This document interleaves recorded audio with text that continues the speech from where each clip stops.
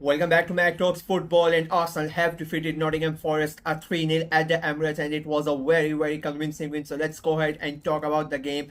As I said, it was a very easy game for Arsenal. If I'm being very honest, they basically played Nottingham Forest out of the park.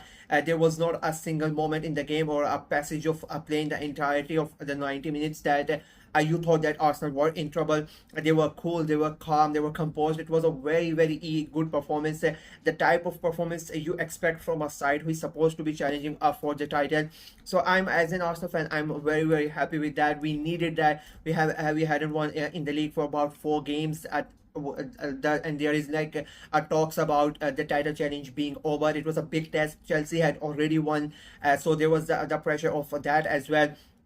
And there the expectation that Manchester City might drop points again. That was a big thing as well, because they are going to play Spurs in about half an hour when that game kicks off, half an hour when that game starts. So there is expectation of that as well. So it was a very important game for Arsenal, and I think and the added fact that we just came back from international break, so a lot of stuff was going on. But a credit to the team, credit to the manager. Arteta made a lot of changes. He rotated the squad, and it bear fruits that we were really good. Now I'm not even overhyping the team today, but they were simply sensational. And Nottingham Forest have been really good this season. They are in the top 10 already. Nobody thought that they would be in the top 10 after 12-13 games, but they have been really good. They have played good football against other sides as well, but we completely played them off the park. As I said before, they never were really in the game, to be very honest with you. We dominated the midfield, we dominated the wings, the center, the defense.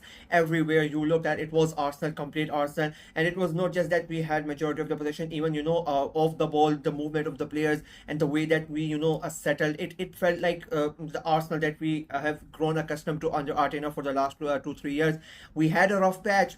People are not gonna take into account that we had a lot of our players missing. We did not have a fullbacks like for the last 2 games. We did not have a single fullback available. Odegaard was out for a lot of games. This game we had majority of the players that would have started the game.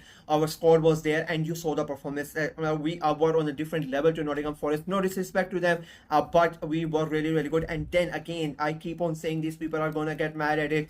There is not a better right winger in the world than Bukayo Saka. I have a huge respect for Mohamed Salah. I think he is one of the most underrated players in the world, but I will die on this hill. I think Saka is a better player than Salah. Even now, people are saying that he is the second best right winger in the Premier League, and Salah is better. I don't agree with it. I think forget about the Premier League. For me, these two, if you are gonna even compare them, there is no there are no better two right wingers in the world than these two players. We are just not talking about the Premier League. You can take out any league, and they are not, and there's not a better right winger than Saka. And then number 2, it's Salah. Like there's no comparison between these two guys. And then there are other players from different leagues, from different teams in Europe or in the world as well. For me, Saka is the best right winger in the world, and he showed again, like that goal, that movement, to get that. He started the moves, then plays his pass to plays the ball to Odegaard, and Odegaard with that pass, I mean, what creativity! To know the weight of the pass, the movement, the when to deliver it, and how much weight he has to put into it. Keeps it there. Saka gets the ball, gets away from the challenge, drops the shoulder, cuts it around, and then shoots it. What a goal! That was like one of my favorite goals at this season. A great goal. And again, there were small murmurs from a few of the Chelsea fans and City fans that maybe Saka's place is in jeopardy in an English and whatnot. Perfect way to answer everybody that he is the guy, not only for Arsenal, for England as well, at that right wing position.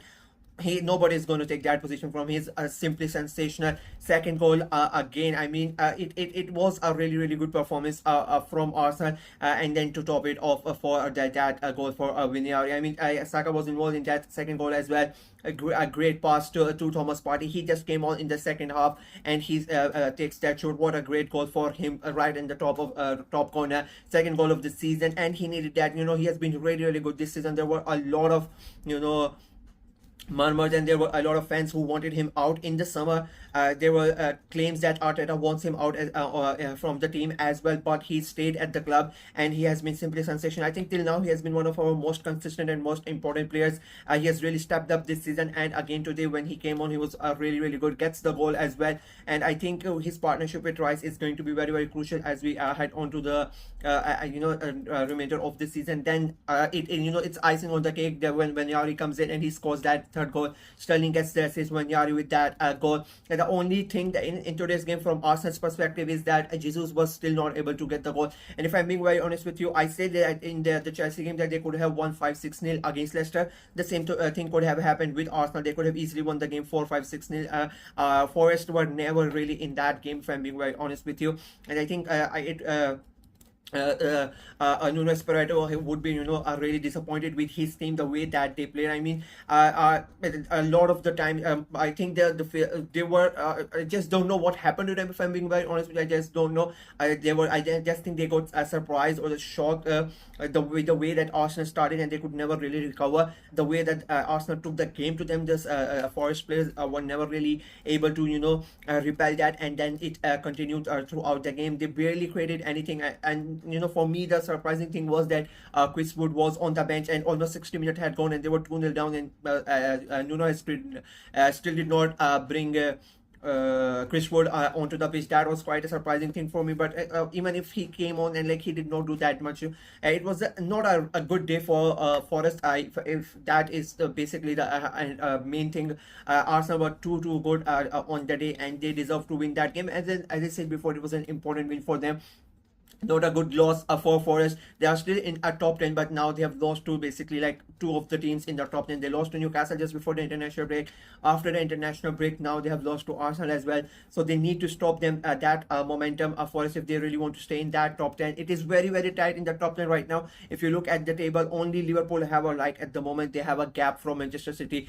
There's a 5-point gap from City, and by the end of the night it could be down to almost what 3 or 2 points if a City are able to win that game. So it's not really that tight. Liverpool would hope that Spurs can do a favor. Arsenal would hope that Spurs can do a favor. So with Chelsea, Liverpool are the only one who sort of have an advantage at the moment. They are currently 6 points ahead of Chelsea and Arsenal and 5 points ahead of City. But City have to play and Liverpool themselves have to play. It will be interesting to see what happens with in terms of the link. But for today, Arsenal were really good, and now they change their focus on the Champions League. Forest, on the other hand, they would hope that this blip in the last 2 games is stopped in the next weekend fixtures, and they can get back to winning ways, because they have been really good this season. No disrespect to them.